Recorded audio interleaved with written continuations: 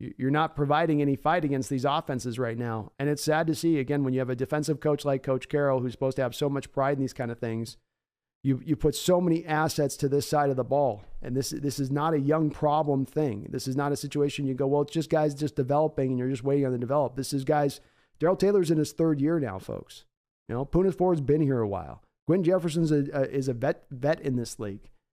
Jordan Brooks is a guy supposed to be sliding to his natural position this year at the middle linebacker position. He looks like he's been moved out of position. It defies a little bit of explanation. But again, it comes down to having faith and trust in Coach Carroll is going to be born out of the fact that he's got to earn it. I don't want to hear about Super Bowls from 10 years ago. I want to look at the last 5 years. I want to look at this year and go, is this the right guy? Is this the right person? I don't know that he's going to any chance that he doesn't keep his job. But at some point or another, he's going to have to validate the reason behind why we need to continue to build towards a super defense when he doesn't seem to have any of the turns of the screw anymore to get the most out of this defense. Or to even make it look like a functional defense at times. I'm not expecting elite defenses. I'm not saying that Carroll's not the right guy if he can't have a top 5 defense here. Or he's not the right guy if he can't have a top 10 defense here. But if he has a bottom feeder defense, and that's supposed to be his du jour, I got a pastry chef that can't make a donut. What am I supposed to make of that? What am I supposed to make of that? And yeah, this game is not on, well said, Melanie G. This game is not on Geno Smith. The Geno Smith haters are going to have to put the flames away for a week. This was not a Geno Smith problem game. And as I said last week, the game wasn't on Geno Smith. It was a play calling situation. Play calling was much better and much improved today. But the defense has absolutely no answers for any offense in this league right now. Doesn't matter if you're a pass-happy attack or a run-based attack or anything in between, they've got no answers right now. And it sort of even is more kind of concerning in certain respects than even the past couple of years, because at least the past couple of years when you gave up so many yards in the air, you could always at least come back to stopping the run more often than not. I think absent that Tennessee Titan game and Viking game from last year, you stopped the run reasonably well throughout the course of the rest of the season. But we're not doing any of this stuff. And how do we have confidence and how do we have confidence in Carroll to run this thing into the future if I can't trust him on his defense being the right defense or him being able to coach defense anymore? I can't believe I'm saying this, but the results are the results.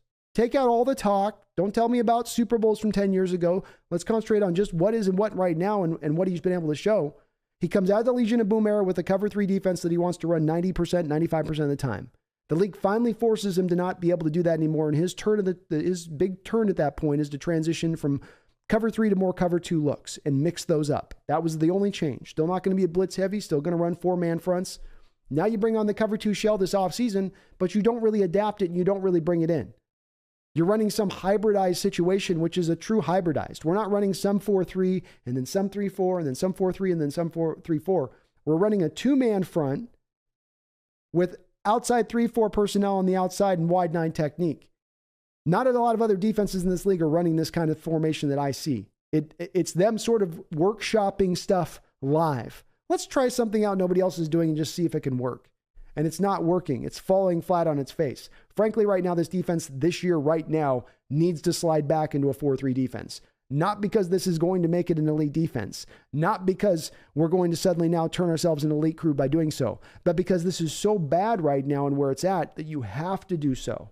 You have to do so. Because at least then you're going to be in maybe the 20s defensively as opposed to 30, 31, 32. Which if the Falcons are near able to hang 30 points on you in your house, then on a day when your offense is moving the ball and getting drives and keeping your defense off the field and keeping them well rested, then most every team in this league is going to be able to move the ball in a similar fashion. And maybe it's just the old Carroll ways of recent history where defenses look horrible in the early part and they slowly get themselves together as the year goes on. But I'm kind of tired seeing it now after all these years of watching it now recently. And I'm starting to have a little bit more of that faith shaken here and looking at Coach Carroll into this future and going, yeah, he is the right guy. Yes, we are in good hands. I'm My questions are going up big time there. Shane Waldron did a great job. We got to give the offense props in this game. They held it down from their side of it. I can't do anything to knock them in this way. All the way around, from Shane Waldron to Geno Smith to the running backs in this game. Rashad Penny ended up with 14 carries for 67 yards and a 4.7 yard per carry average. He had an even better day than those stats do indicate. Geno was 32 of 44, 325 yards, 2 touchdowns, 1 interception. Interception he's trying to make a play on a fourth down and forever that he's trying to get on and again, that holding call on Damian Lewis a couple plays prior to that. That's where those kind of stupid calls come in like, man, that was a bad call. Man, that was a bad call at this game, and this game probably changes if you do from that standpoint. But the offense was good. You found ways to mix in DK Metcalf. You got him 3 targets down inside in the end zone, one of which he made. I liked the fact that they really made an effort to do so with that. Geno running up tempo in this game, control at the line of scrimmage, changing plays. You couldn't ask for a better game from Geno Smith in this game, I think, than what he showed you. This was better than Jacksonville last year, in my opinion. I thought he was just really stable, confident, calm, understood, trusted his reads pre-snap, went with the right space with the ball, usually put the ball in an accurate place for the most part.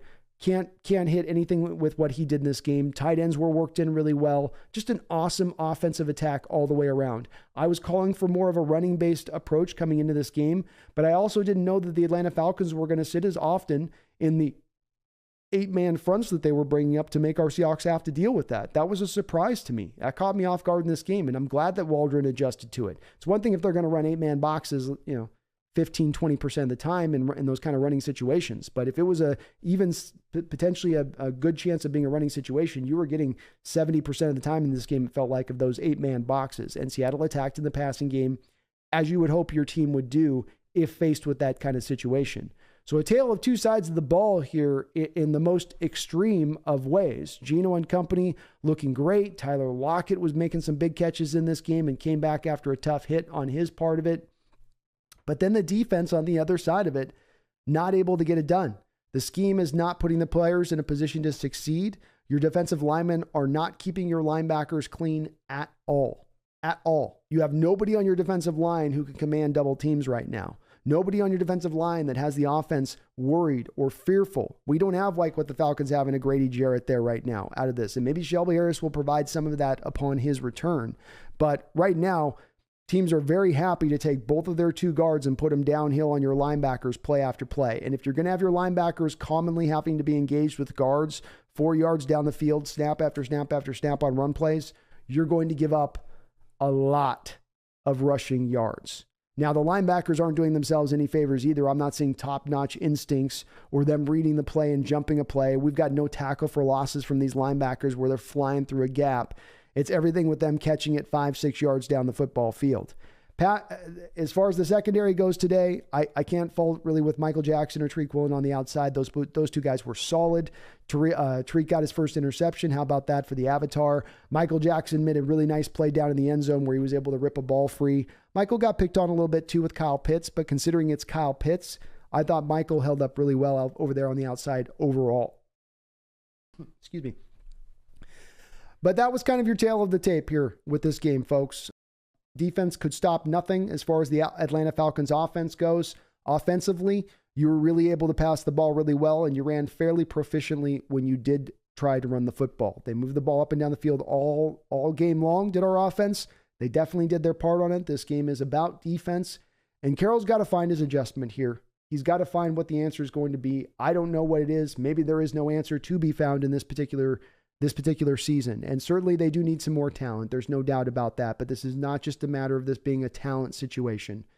Yes, if we could go stack a 3 Hall of Fame types on the one side of the ball like we did through the Legion of Boom era, that would help the defense out. But that's part of why Carroll can't run the simplified scheme anymore. That's why this no longer works in the same way, is because he does not have Hall of Fame talent across the board anymore. And so if you don't have the upper level talent to be the difference maker on a football field week in and week out, then you've got to accomplish it by scheme. You've got to accomplish it by manufacturing things for your players. Falcons defense did that today. They're in a very same place, right? Very similar kind of spot where they're at, where their defense doesn't have a lot that they can hang their hat on. But that defense brought those stack fronts. That defense brought blitzes and dropped out of it. That defense committed to stopping the run. and forcing Geno to try to hit it deep and forcing Geno to beat them with their arm. Something I would have liked to seen us do more with Mariota, which we fell out of in that second half. We let him just get him off the hook as far as to run the ball. Let's force him to throw a little bit more. And that's a Falcons defense there that's not talent-laden, that's manufacturing ways to put their players in success, put the players in a position to be successful. This defense is not doing the same thing on the other side of it. Disappointing to see, tough to see. We'll see if they've got some adjustments to it. But this Falcons team is going to end up as a bottom 10 team in this league that you just lost to. That's going to be where they probably all finish out at the end of the day. And hurts a little bit knowing you could have had this game.